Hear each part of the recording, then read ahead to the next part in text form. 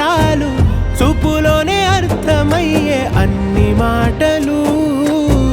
ముందు లేని ఆనవాలు లేనిపోని కారణాలు కొత్త కొత్త ఓనమాలు ఎన్ని మాయలు కథలెన్నో చెప్పారు కవితల్ని రాశారు